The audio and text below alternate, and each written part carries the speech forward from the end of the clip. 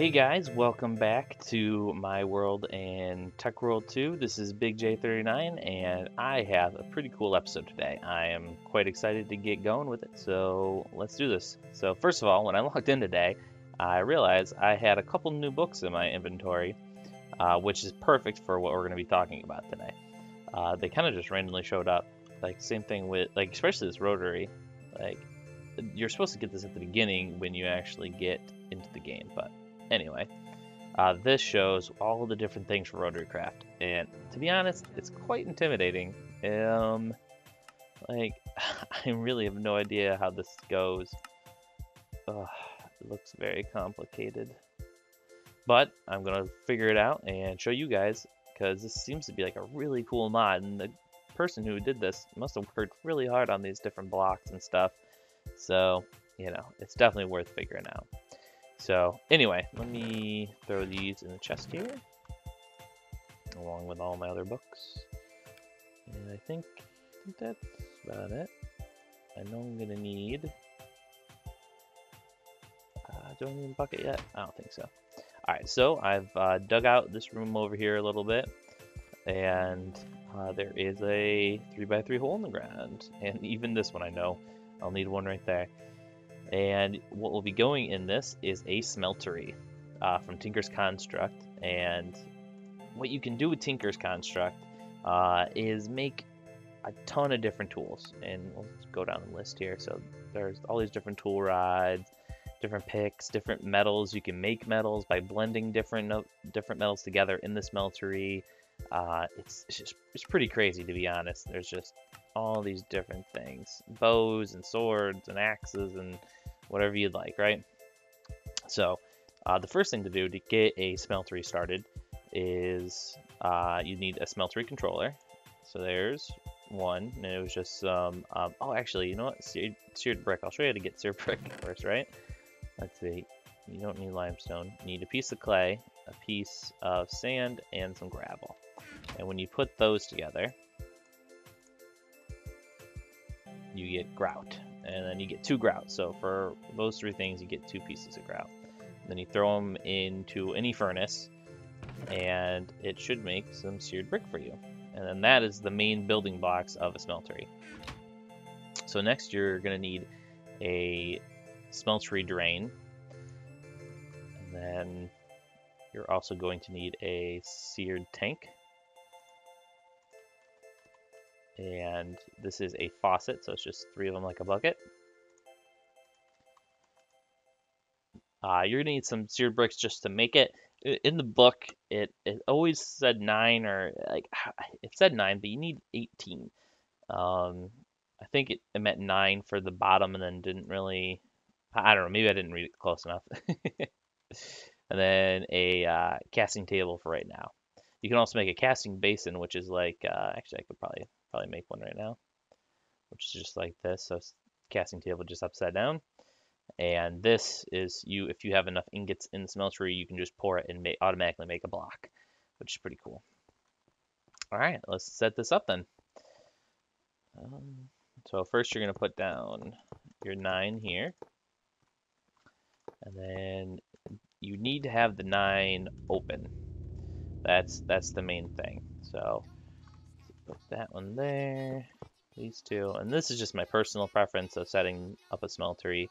Put the tank here, the drain, and then the controller. Now if the controller gets all fiery and stuff like this means you did it right. Everything is working awesome. Like I said, this is my own personal way. You could put the tank here, or you could put the tank over there. It doesn't really matter where any of these are, as long as it makes a ring of 12 blocks, and you have at least a controller and a tank, and a drain. So, I'm trying to think, do I have any more? I have 17. I don't think I have enough bricks to make anything else. No. Well, to make this bigger, as you can see, you can only hold 9 pieces of metal at one time. But to make it bigger, you can basically just make some more of these seared bricks, and then just make another row on top, and then it will increase how much you can put in here. And this will just be liquids, all the melted metal and stuff will be shown here, and this will be show how much lava is in the system. So speaking of lava, our sewer tank is empty. We don't have any lava, and that's what this thing runs on. So let me throw down the casting basin, or actually no, this is the table, isn't it? Yep. All right. So to get some lava for this, we're going to make a portable tank. Oh, uh-oh. Come on, there we go. Portable tanks. So you can start out with a small, just normal portable tank, and you can hold up to 8 buckets in it, and it's just a piece of copper and some glass. Like that, so simple, so cheap for something like this. However, and I don't know if it still is the same way in the newer versions, but a couple back, you couldn't put lava in this one. You had to have a hardened tank, which is the next step up. I don't know if it still is the same thing or not, but either way, I always go for the hardened portable tank because it holds 16 buckets, and I know that you can put lava into it. So you just need some invar and some glass around a piece of copper. And by the way, invar, I don't know if I have any stuff left. Let me show you guys how to make some invar. If I'm quick enough, I can grab it. Nope. That, and then, so what you're going to need is 2 pieces of iron dust, doesn't matter which kind, and a piece of ferrous. Pulverized. All these have to be pulverized. And then you'll get Invar blend. And so you'll get 3 of them out of that, and that's how you get Invar. And you're going to need this for magmatic dynamos and stuff like that, so it's good to have. So if we go in here, I already have it set up. We can grab ourselves a hardened portable tank. And we're going to need one of those, and this, and a bucket. And I think that should be good. What's in this table? Ah, yes. We'll get to that in a bit. Let's run down here and get some lava. I'm doing a little bit of mining, not as much as I was between the last 2 episodes. I'm kind of debating on what I want to use my diamonds for, to be honest. A magnum torch would be great, which I will make at some point, but I don't know if I want to really use my diamonds on that right now. This side. I know I ran into lava at some point, and I actually grabbed a couple buckets of it. So there's some. There's some. I want to get a little bit better view. Yeah, this is it right here. Okay. So I don't like to put my tank anywhere near the lava because you're going to pick this up and it just turns into a dropped item. Anyway, so now you just take your bucket and then right click it and then boom, you have lava. So we will fill this guy up because why not? Oop, bat just died. Why were you flying in lava, bat? Come on. Makes no sense.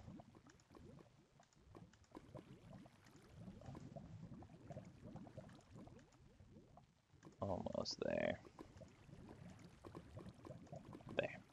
Alright, cool. Now to pick this up, you take your crescent hammer, and then you hold shift, and then right click. And then it drops, and you just grab it before it flies into the lava. I have done that before, and I felt like an idiot. It's not like it's really that hard to remake, but you just like, oh my god. Come on, like facepalm. So let's run back upstairs here. So happy I put the stairs in. You just got to. Like, jumping all the way up, it drives you nuts. And there's going to be way cooler ways to get up and down and things here in these mod packs. I can't wait to show you guys. So then you can just put down a fluid duct, and that automatically connects to the seared tank. And then you can throw this guy on top. And obviously there's no lava going into this yet. And what you have to do, you see that is blue. So remember, in thermal expansion, blue means that's input, and then orange is output. So you just take your crescent hammer and then right click it and turns it to output, and it pumps it right in. Freaking awesome.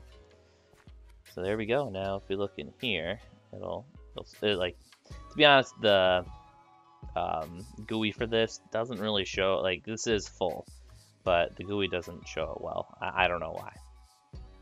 But there we go. So guys, we can start smelting things. We can start doing stuff, which is awesome. But first we need to have some tools, or well, moreover, a tool station. So first thing is we need to get a stencil table. And I've already made stencils, which is just 2 pieces of wood and 2 sticks in a square that's diagonal. So here's a stencil table, a tool station, and a part builder. And we'll take some stencils here. And we'll just throw these down. Let's see. Stencil table, part builder, tool station. So now if we look in the tool station, it shows us what tools we can actually make right now. So we can do the pick, shovel, you know. So we have, let's see, like 13 choices right now. And then this is just to repair and add upgrades and stuff. So you have 13. Now, tool stations are great and you can get all the stuff, the basic stuff that you want. However, I want to just go right to the tool forge, which should be in this table, which you're going to need iron blocks for. So it is, unless you're confident that you can get more iron and stuff, I don't know about using this so early, but I want to get those awesome tools and show you guys. So then you just some sear bricks on top and you get a tool forge. So what's the difference? Is this allows you access to more stuff. So it adds like 6 different things, 6 new things, including the hammer, lumber axe, and excavator, sickle or scythe, cleaver, and battle axe. These are all really cool. I'm definitely getting one of these, the lumber axe, to go help me cut down trees and stuff, and so on. So yeah, so that's awesome. And let's start smelting some stuff. Okay, where did I put my book? I know off the top of my head what it is, but I'd like to show you guys these books. So when you actually make the Smeltery controller, you'll get this book called Mighty Smelting. And when you open it up by right-clicking, it'll show you all the recipes for stuff, and you know, it shows you blends of different metals you can make and stuff, so on and so forth. You can make end stone, which is awesome. Of course, you need ender pearls, but yeah. So what we're going to be making first is aluminum brass. So we're going to need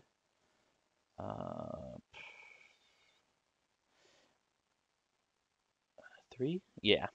So with the smeltery, you do the same thing that you would with a pulverizer and like a redstone furnace, because if you put just an ore into the smeltery, it takes 1 ore and gives you 2 ingots out of it, and then you can pour those ingots out into an ingot cast. So it's just not as quick as this guy, but it's still pretty cool. And if you have a really big, massive production, sometimes it's better just to do that. So because of that, we have to make aluminum brass, you need 3 aluminum and 1 copper. So 3 times 2 is 6. So, and then we're just to double that with 2 copper. Now we're just gonna let that smelt, and the little taskbar show you how quickly they'll melt. Aluminum always melts quicker. And while that's doing that, do I have cobble on me? I'm gonna need some more cobble. I don't know. This should be good. And we're gonna make some stencils. So once you make some blank patterns, which the recipe is this, 2 sticks and 2 wood, like I said earlier, you can throw this in, and then you'll see these different stencil patterns. And you flick through, shovel, and you know, so on and so forth. You get up to the bigger stuff, and it's pretty cool. So let's make a pick. Let's make a pick. That sounds like a good idea.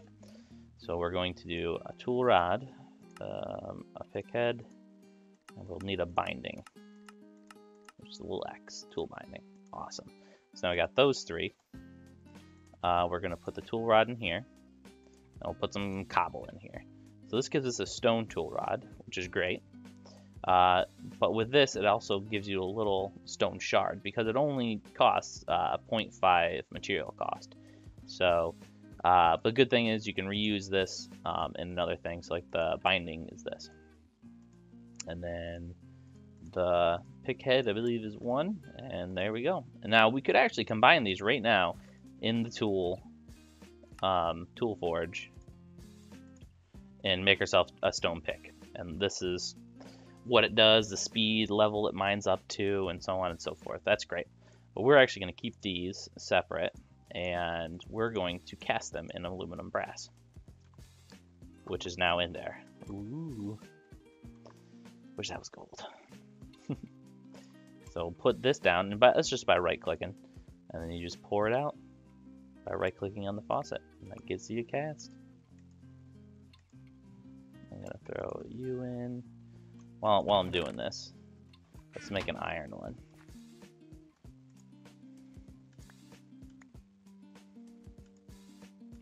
Throw that down. Perfect. Awesome. Okay. Usually I just put a chest next to this guy and toss whatever I don't use. You can make a stencil chest, but I just don't understand why don't you just use a normal chest? I don't know. I use normal chests. Come on. So let's see. This is still smelting down. Now you can just take this cast and put it down here by right-clicking again. And once this iron's melted, you just right-click that and it pours in and casts you a piece.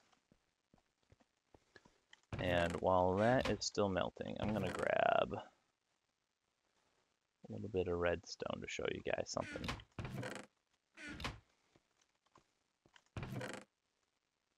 There.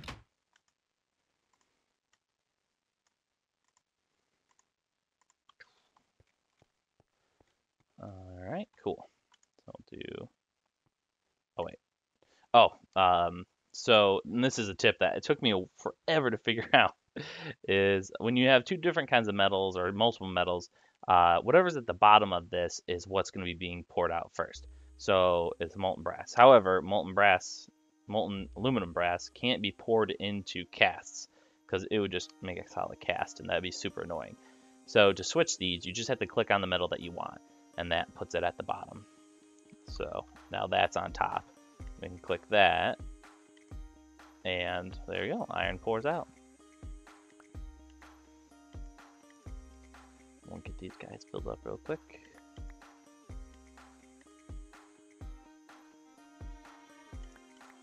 Aha, awesome.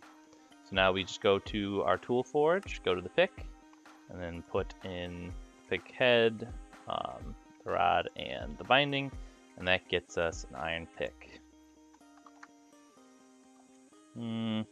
Color irony. And there we go. Now that hammering sounds, it's cool, but then it also will get a little bit annoying here, and I'll show you why. So when you hold down shift here, you'll see that it can mine up to level redstone, and there's a couple more modifiers on it. You have 3 remaining modifiers. So modifiers are basically ways to enchant the tool like you would, but instead of using experience and stuff, you're just going to use other materials. So for one of them is redstone. Now redstone will give you haste, which basically it's like efficiency, and putting that on. Uh-oh. Oh god! How'd you get in my house? Is my door open? No? Oh man, there must be a spot around here. Oh, I have an iron sword now. Sorry. I need to light up this place, I guess. Yeah, whatever. So, so now this has haste on it, and you can put up to 50 pieces on it, and that's basically efficiency 1. You can do it with 1 piece at a time, or you can put a block in, and that'll give you 9 other ones. So now I have 10 on there. So yeah, so there we go. That's the basics behind how to use a smeltery, and yeah, that's just about it. I think that's kind of what I wanted to show you guys this time around. I'm gonna be making some more casts and getting myself the excavator and the lumber axe. Those are just gonna help me out a lot with the island and getting those to flatten out and cleared. So I'm definitely gonna be going for those. Maybe the hammer afterwards, but either way, guys, thanks for watching, and I hope you enjoyed. I hope you learned something. And next time you guys see me, I should have some cool tools and have some more stuff going on. So you guys have a great day, and I will see you later.